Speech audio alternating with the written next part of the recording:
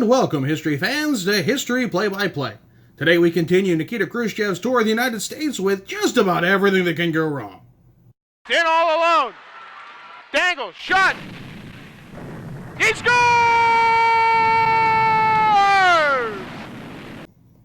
So last time we talked about the kitchen debate, Nixon going to Russia. Well, now Nikita Khrushchev and Russia are coming to the United States. And it is a comedy of errors how much could possibly go wrong all at once. It starts September 15th, 1959. Dwight Eisenhower is president, and Nikita Khrushchev, premier of the Soviet Union, is coming to visit us. He starts by making sure he comes in the flashiest way possible. A turbojet that can only is the only plane that can go from the USSR to the US non-stop from Russia, the Tupolev 114, and it happens to have a number of cracks in the engines, and they advise against it. But since it's the only plane Russia has that can do this, Nikita Khrushchev insists. They come over, and the goal from the start is that Khrushchev wants to get back at us for looking bad in the kitchen debate. He felt that Nixon kind of took advantage of the situation. He is cranky about everything. He doesn't want to appear weak. And in the end, he wants to make sure that the United States will take the Soviet Union seriously. There are plenty of times where he'll just have casual conversations about who would win a nuclear war. Just basically trying to get that idea that, hey, you are not going to push us around. Please don't try it. It'll end badly for us all.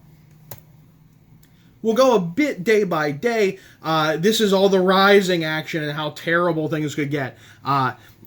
First day, as soon as he's in town, he ends up giving Eisenhower a model of the Lunik 2, the first man-made object to reach the moon, which had landed 2 days prior. The Soviets clearly taking a major advantage in the space race, as they had been already for first satellite with Sputnik, first animal with Laika, and now something hits the moon. Kind of a big deal. This is definitely a major slap in the face to Eisenhower, who took a major hit in popularity thanks to Sputnik. We don't usually look back and think much on it, but it's totally true. He ends up joking about that the information that they have is the same as what the CIA has. Maybe they should go together on buying this information. Maybe they can get a deal. The first day out, he pops out of his place he's staying, which is right behind the White House, in his underwear at 7:45 in the morning. Press is waiting, says he's likes Washington. An hour later, he's like, oh, the Soviet flag hasn't been raised over my building. Someone should fix that. Visits an agricultural center in Maryland. He says the pigs are too fat and the turkeys are too small. And in one case, he says that you need to get used to communism. He points to a mole on his face and says, it's not going anywhere. You should get used to it. Meaning that communism and the mole are one and the same. We're not going anywhere. Take us seriously. In New York City, which is the next leg of the trip, a very cold reception. People came out and mobbed the entire area. The streets were packed just to get a glimpse at this guy. They've read so much about it. They've looked at all this. They've seen, him in the news. Now it's all about, well, who is he really? And they won't get much of a chance to look. The quiet, aghast crowd sees him rush by, as you see there. And that's it. No one really got their chance to do anything, even to yell at him. That it was just kind of all awestruck, and it caused a major traffic jam in New York City. After that, for hours, there's all those people had nowhere to go. He goes to the Waldorf Astoria. They're hosting a banquet. 1,200 businessmen are there for this massive banquet. It's the biggest mucky mucks of New York. All the rich and powerful people that Khrushchev has never been comfortable around, and knows he's not part of that, has always kind of wanted to be part of that, but at the same time, does he? He ends up getting stuck in the elevator. The elevator gets stuck between the 23rd and 24th floor, takes a half hour to get them out, and when the doors finally open, both CIA and KGB are pointing guns at each other, just like, oh, what's going on? Just happened to be a faulty elevator. As this goes through, he calls it one of the greatest concentrations of capitalists in history. He finds it so amusing that people bought tickets to go and see him. And he talked about how in his native Ukraine as a kid, there would be a carnival, a traveling circus that would come around. And every year people would buy tickets to go see the elephant because otherwise they never see an elephant. And so he said he very much felt like the elephant. They showed him the Empire State Building. If you've seen one skyscraper, you've seen them all. He does, the next day, visit Eleanor Roosevelt. They go to visit FDR's grave. There's a tour of the library. It's very nice. There was a respect for Franklin Roosevelt, acknowledging that he's one of the reasons why World War II was won and why the Soviet Union survived. Someone who could make friends with the Soviet Union at a time that it didn't really make sense to make friends with the Soviet Union ideologically. FDR found a way. But all of this is very much trampled upon because people are telling him the entire time that, hey, we got a speech back at the UN, don't take too long, don't take too long. Kind of ruins his whole trip. At the UN, he actually says some nice things. He says that we shouldn't be worried about being measured in military might, who has the most missiles or bombs. We should be talking about who can build more homes, more schools, who can produce more grain. It's a nice sentiment. And really, he said the worst part about New York City is he didn't get to meet any normal people. He only met the high capitalists. And that there's a human under all of this. Day 4, they take him to Los Angeles. And this is where the real fun begins. They're a major meal of Hollywood stars. 300 people could get in. They even made it so you couldn't bring spouses. It was only the biggest stars of Hollywood.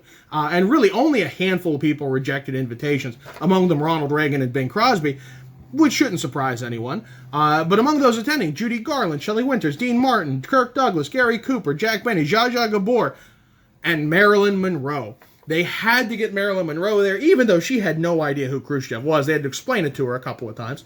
But they said, to Russia, America is Marilyn Monroe and Coca-Cola.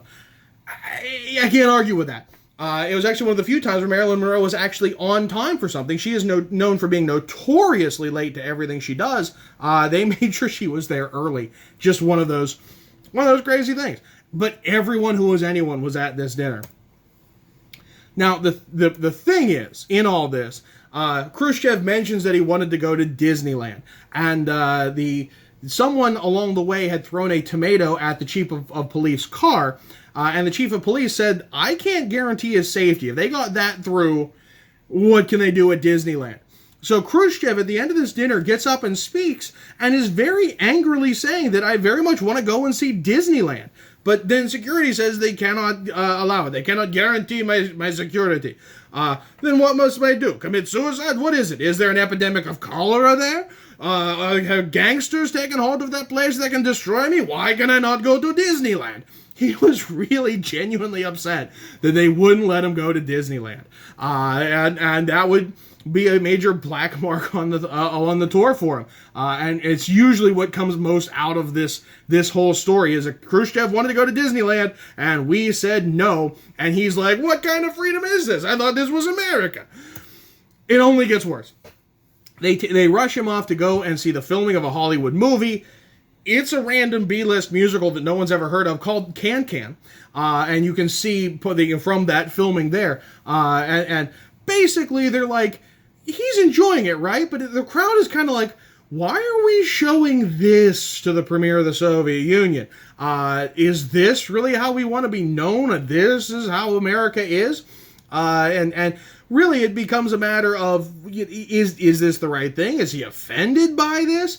Overall, observers said that he seemed to enjoy it, but it seemed to be very quick. Or, Khrushchev's son would say that his mother certainly didn't enjoy it, and so he had to kind of balance his reactions there, lest he get in trouble with the real boss, and that would be bad. But overall, he was polite, at least in all of this, which is more than can be said for the last part of that day. They took a dinner. After the lunch and the can-can, obviously.